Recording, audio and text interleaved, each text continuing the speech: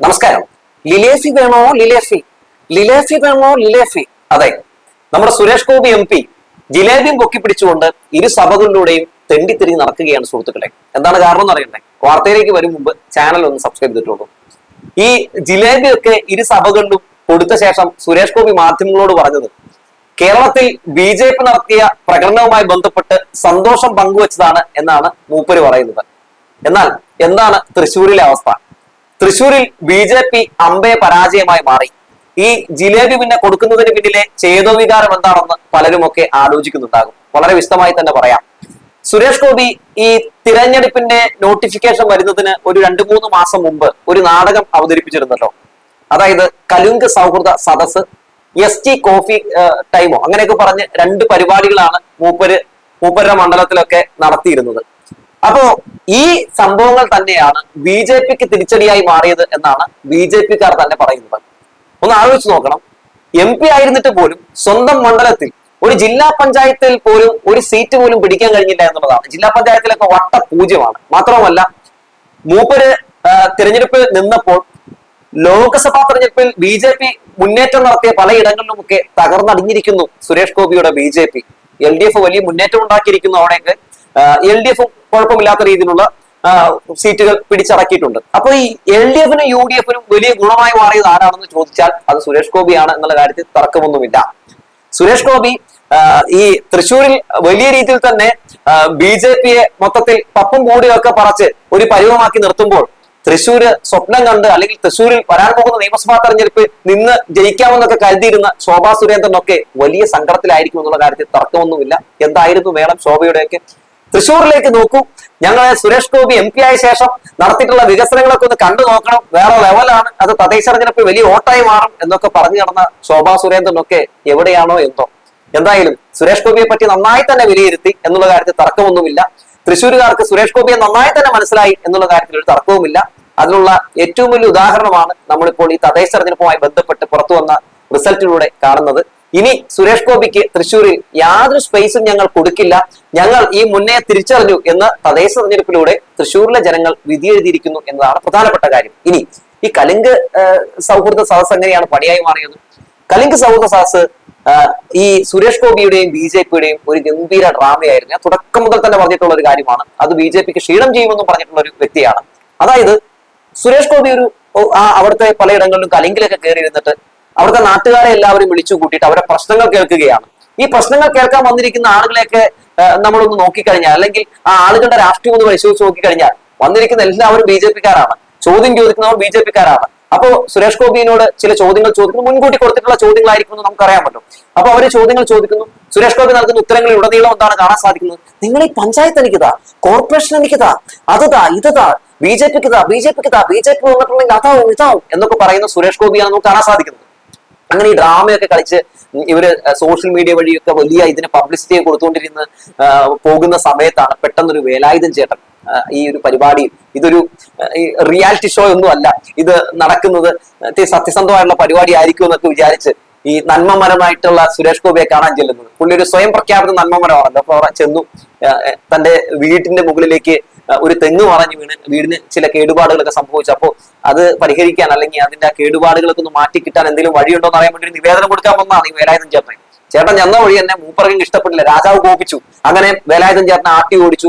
ആ നേരത്ത് വേലായുധൻ ചേട്ടന്റെ മുഖത്ത് കണ്ട ആ ദയനീയ ഭാവം ആരും മറന്നു കാണില്ല.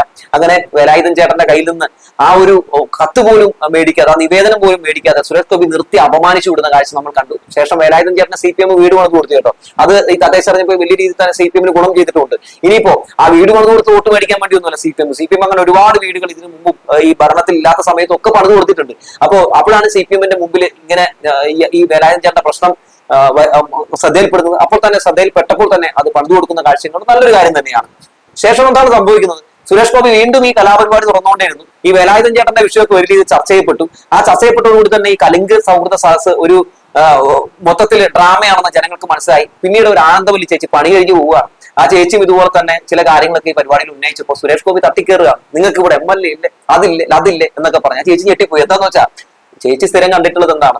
സമൂഹ മാധ്യമങ്ങളിലൊക്കെ നന്മ മരത്തിന്റെ ഒരു രൂപത്തിലേക്ക് അല്ലെ സുരേഷ് ഗോപിയെ കണ്ടേക്കുന്നത്. ഈ സുരേഷ് ഗോപിയുടെ PR ചെയ്യുന്ന ആളുകൾ കുറെ പാട്ടൊക്കെ അടിച്ചിട്ട് നന്മയുള്ള ആ സാധനമൊക്കെ അടിച്ചങ്ങ് നീക്കുകയാണ്. പക്ഷെ സത്യത്തിൽ എന്താണ് ഈ മൂപ്പര് എന്നുള്ള കാര്യം നമുക്കല്ലേ അറിയാവുള്ളൂ. അഭിനയത്തിൽ മാത്രം പിടിച്ചു നിൽക്കുന്ന, രാഷ്ട്രീയത്തിൽ ഇപ്പോഴും അഭിനയിച്ചുകൊണ്ടിരിക്കുന്ന നേതാവാണെന്നുള്ള കാര്യത്തിൽ തർക്കമൊന്നുമില്ല. അങ്ങനെ സുരേഷ് ഗോപിയുടെ ആ അഭിനയം അവിടെ പാളി. സുരേഷ് ഗോപിയുടെ യഥാർത്ഥ മുഖം ആനന്ദവല്ലി ചേച്ചി തിരിച്ചറിഞ്ഞു. അങ്ങനെ ആനന്ദവല്ലി ചേച്ചി വളരെ ദുഃഖിതയായിട്ട് പോകുന്ന കാഴ്ചയൊക്കെ കണ്ടു. ഇതൊക്കെ വലിയ രീതിയിൽ തന്നെ BJPക്ക് ക്ഷീണം ചെയ്തു. ശേഷം കുറെ നാളത്തേക്ക് പിന്നെ സുരേഷ് ഗോപിയെ കണ്ടില്ല. പിന്നെ സുരേഷ് ഗോപി വീണ്ടും ഈ ഡ്രാമയായിട്ട് രംഗത്തേക്ക് വന്നു. പിന്നെ അതിനിടയിൽ സുരേഷ് ഗോപി എന്താണ് നിലവിൽ ചെയ്തിട്ടുള്ളത്, അല്ലെങ്കിൽ MP ആയ ശേഷം കേരളത്തിന് എന്തെങ്കിലും ഗുണം ഉണ്ടായിട്ടുണ്ടോ എന്നുള്ള കാര്യങ്ങളൊക്കെ അവിടെ മുന്നണികൾ, അതായത് LDF-ഉം UDF-ഉം ഒക്കെ വലിയ തോതിൽ തന്നെ ചർച്ച നടത്തി ജനങ്ങളിൽ ഒരു ബോധവൽക്കരണം നടത്തിയെന്നാണ് ഞാൻ മനസ്സിലാക്കുന്നത്. അതായത് സുരേഷ് ഗോപി നമ്മുടെ കേന്ദ്രം കേരളത്തിനോട് ചെയ്തുകൊണ്ടിരിക്കുന്ന വിഷയങ്ങളിൽ, ഇപ്പോൾ വയനാട് ദുരന്ത ബാധിതർക്ക് എന്തെങ്കിലും സഹായം ചെയ്യാൻ വേണ്ടി സുരേഷ് ഗോപിയുടെ പാർട്ടിയോ ഇറങ്ങി തിരിച്ചിട്ടുണ്ടോ, അല്ലെങ്കിൽ ഏതെങ്കിലും രീതിയിലുള്ള അവർക്ക് അനുകൂലമായിട്ടുള്ള ഒരു നിലപാട് സ്വീകരിച്ചിട്ടുണ്ടോ എന്നൊക്കെ ജനങ്ങളോട് തന്നെ അവർ ചോദിച്ചു. ജനങ്ങളോട് ചോദിച്ചപ്പോൾ ജനങ്ങളും ചിന്തിച്ചു, ശരിയാണല്ലോ, വയനാട് ദുരന്ത ബാധിതർക്ക് വേണ്ടി ബിസ്ക്കറ്റ് പോലും സുരേഷ് ഗോപി മേടിച്ചു കൊടുത്തിട്ടില്ല. മാത്രമല്ല ഈ വിഷയവുമായി ബന്ധപ്പെട്ട് ഇവിടെ UDF-ഉം LDF-ഉം ഒക്കെ ദുരന്ത ബാധിതർക്ക് വേണ്ടി MP-മാരൊക്കെ ലോക്സഭയിൽ നിലപാട് സ്വീകരിച്ചപ്പോൾ സുരേഷ് ഗോപി കമാന്ന് പറയുന്ന ഒരു അക്ഷരം വേണ്ടിയിട്ടില്ല. അപ്പൊ സുരേഷ് ഗോപി ആർക്കൊപ്പമാണ് എന്ന് എല്ലാവരും ചിന്തിച്ചു. കന്യാസ്ത്രീകൾ ആക്രമിക്കപ്പെട്ട വിഷയത്തിലും അങ്ങനെ കേന്ദ്ര സർക്കാരിന്റെ അത്തരത്തിലുള്ള എന്താ പറയുക ജനദ്രോഹ നയങ്ങളിലും ഒക്കെ സുരേഷ് ഗോപി ഏത് പക്ഷത്തിലാണ്, ആർക്കൊപ്പമാണ്, കേരളത്തിനൊപ്പമാണോ എന്നൊക്കെ ജനങ്ങൾ ചിന്തിക്കാൻ തുടങ്ങി. ഇതൊരു അപകടമല്ലേ എന്ന് ജനങ്ങൾ ചിന്തിക്കാൻ തുടങ്ങി.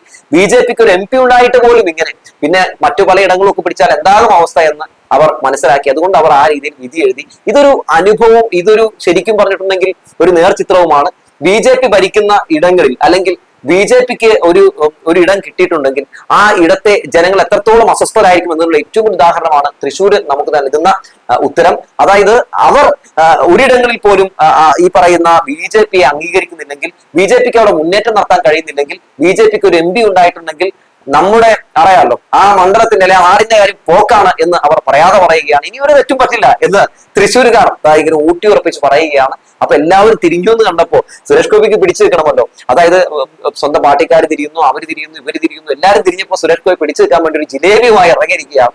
ജിലേബിയൊക്കെ എല്ലാവർക്കും കൊടുത്തുകൊണ്ട് സുരേഷ് ഗോപി പറയുകയാണ്. അതായത് അവിടെ വലിയ പ്രകടനമൊക്കെ കാഴ്ചവെച്ചിട്ടുണ്ട്. പ്രകടനമൊക്കെ കാഴ്ചവെച്ചതിന്റെയാണ് ഇപ്പൊ കണ്ടുകൊണ്ടിരിക്കുന്നത് എന്നാണ് പറയുന്നത്. എന്തായാലും തദ്ദേശ തെരഞ്ഞെടുപ്പ് കഴിഞ്ഞ് നിയമസഭാ തെരഞ്ഞെടുപ്പിലേക്ക് നമ്മൾ നീങ്ങാൻ പോവുകയാണ്. BJP വലിയ രീതിയിൽ തന്നെ ഉറ്റുനോക്കുന്നുണ്ട് കേട്ടോ. ഇത്തവണ എങ്ങനെയെങ്കിലും ഒക്കെ ഈ നിയമസഭയിലേക്ക് കയറി പറ്റാൻ കഴിയുമെന്ന്. ഇനി തൃശ്ശൂരിലേക്ക് കണ്ണു നട്ടിരുന്ന ശോഭാ സുരേന്ദ്രൻ അടക്കമുള്ള ആളുകൾക്ക് അത്ര വലിയ ഒരു പ്രതീക്ഷയൊന്നും വെക്കണ്ട എന്ന് പറഞ്ഞു വെക്കുകയാണ്. മാത്രമല്ല ഈ നിയമസഭാ തെരഞ്ഞെടുപ്പിൽ BJPയെ പ്രതിരോധിക്കാൻ എന്തായാലും ജനങ്ങൾ ഒറ്റക്കെട്ടാണ് എന്ന് നമ്മൾ കണ്ടു കഴിഞ്ഞു. BJP ഭരണത്തിൽ വന്നിട്ടുണ്ടെങ്കിൽ, BJPക്ക് ഏതെങ്കിലും രീതിയിലുള്ള പവർ ലഭിക്കുന്ന സാഹചര്യം ഉണ്ടായിട്ടുണ്ടെങ്കിൽ ജനങ്ങൾക്ക് നഷ്ടപ്പെടുന്ന ഒരു പവറുണ്ട്, ജനങ്ങൾക്ക് നഷ്ടപ്പെടുന്ന ഒരുപാട് കാര്യങ്ങളുണ്ട് എന്നുള്ള കാര്യത്തിൽ തർക്കമൊന്നുമില്ല. അത് നമ്മൾ കാണുകയാണ് തൃശ്ശൂരിലൂടെ. തൃശ്ശൂരിൽ സുരേഷ് ഗോപി എന്ന് പറയുന്ന MP ഒരു വലിയ വേസ്റ്റ് ആണ് എന്ന് എന്തായാലും അവിടെ ജനങ്ങൾ പറഞ്ഞില്ലെങ്കിലും BJPക്ക് ബോധ്യപ്പെട്ടിരിക്കുന്നു എന്നുള്ള കാര്യത്തിൽ തർക്കമൊന്നുമില്ല.